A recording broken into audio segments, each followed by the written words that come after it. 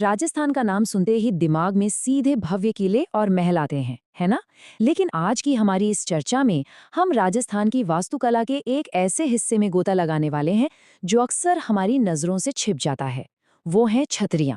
ये सिर्फ पत्थरों के ढांचे नहीं हैं, बल्कि असल में ये शौर्य, बलिदान और यादों के अमर स्मारक हैं। तो चलिए इतिहास के इस दिलचस्प सफर की शुरुआत करते हैं। अब सबसे पहला सवाल, आखिर ये छतरी होती क्या है? अगर आसान शब्दों में कहें तो ये एक बेहद सम्मानजनक स्मारक है। जब राजस्थान के महान शासकों, शूरवीरों या किन्हीं खास हस्तियों का निधन होता था, तो उनके दाह संस्कार वाली जगह पर उनकी याद में ये छतरियां बनाई जाती थीं। यानी ये सिर्फ वास्तुकला नहीं, बल्कि अपने पूर्वजों के प्रति असीम सम्मान जताने का एक बेहद खूबसूरत और स्थायी तरीका था। आज हम इस सफर में क्या-क्या देखेंगे?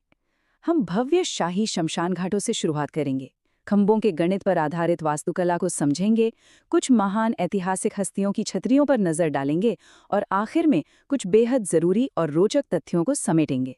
तो चलिए सबसे पहले बात करते हैं शाही शमशान स्थलों की और देखते हैं कि अलग-अलग राजवंशों का भौगोलिक नक्शा कैसा दिखता है। राजस्थान के हर बड़े राजवंश के अपने बिल्कुल अलग और बेहद भव्य शमशान स्थल हुआ करते थे। जरा इस लिस्ट को देखिए। मेवाड़ यानी उदयपुर के शासकों के लिए आहड़ है, जिसे महासतियां भी कहते हैं।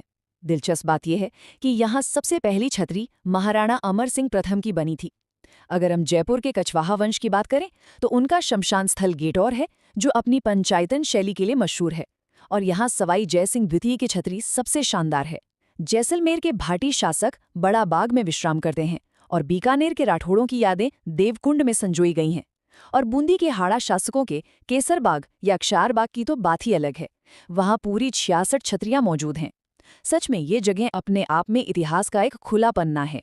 और जब हम इन शाही परिसरों की बात कर ही रहे हैं, तो जोधपुर के जसवंत थड़ा को कैसे भूल सकते हैं? ये पूरा सफेद संगमरमर से बना हुआ है। इसे सरदार सिंह ने महाराजा जसवंत सिंह द्वितीय की याद में बनवाया था। इसकी नक्काशी इतनी बारीक और बेजोड़ है कि लोग इसे बिल्कुल सही ही राजस्थान का ताजमहल कहते हैं। ये सच में एक मास्टरपीस है। भूगोल के बाद अब वास्तुकला के एक बेहद दिलचस्प पहलू पर आते हैं, खंभों की संख्या के आधार पर इन छतरियों का वर्गीकरण। इस वास्तुकला की गिनती में जो सबसे बड़ा और सबसे मशहूर नंबर आता है, वो है 84। जी हाँ, 84 खंभों वाली छतरी। ये बूंदी में स्थित है और वास्तुकला का एक अद्भुत चमत्कार है। 3 मंजिला इस इमारत को राव अनिरुद्ध सिंह ने धाई देवा की याद में बनवाया था।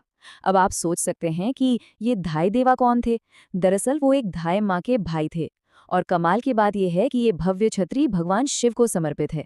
इसका सीधा सा मतलब है कि उस दौर में शाही सम्मान सिर्फ राजाओं तक ही सीमित नहीं था। इस दिलचस्प उल्टी गिनती में हमारा अगला नंबर है 80। 80 खंभों वाली इस शानदार संरचना को अलवर में मूसी महारानी की छतरी कहा जाता है। इसे महाराजा विनय सिंह ने बनवाया था। अब जो बात इससे सबसे खास बनाती है, वो सिर्फ इसके 80 खंभे नहीं हैं, बल्कि इसकी छतों पर बने रामायण और महाभारत के बेहद बारीक और खूबसूरत भित्ति चित्र हैं। कारीगरों ने सिर्फ पत्थर नहीं तराशे, बल्कि उन पर पूरी की पूरी कहानियां उकेर दी।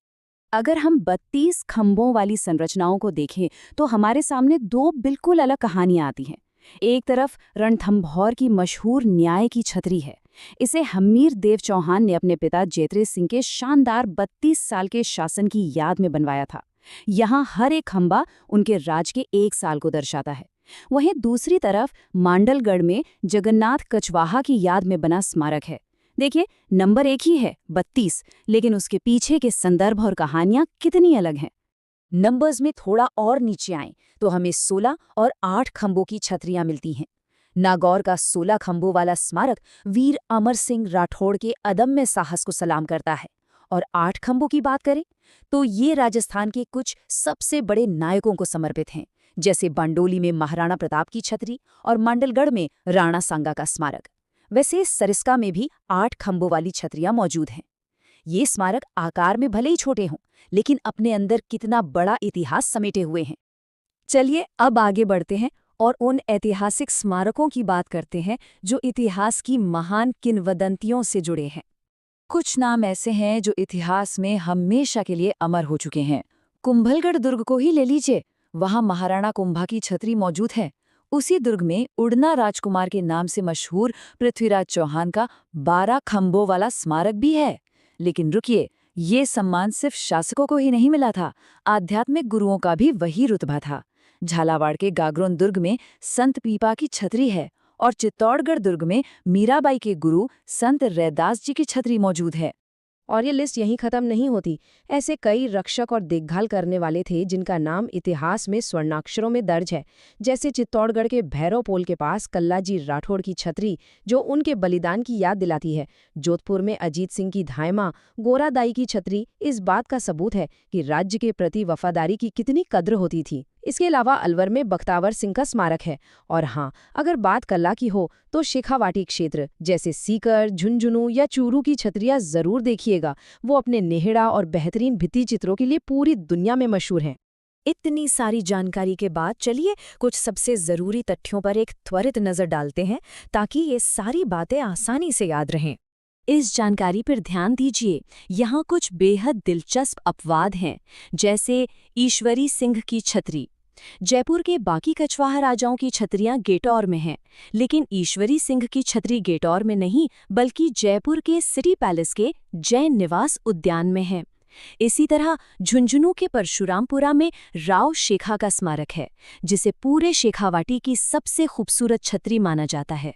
और अलवर की मूसी महारानी की छतरी के 80 खंभों और बांडोली में केजड़ बांध के किनारे महाराणा प्रताप की 8 खंभों वाली छतरी का जिक्र तो हम कर ही चुके हैं।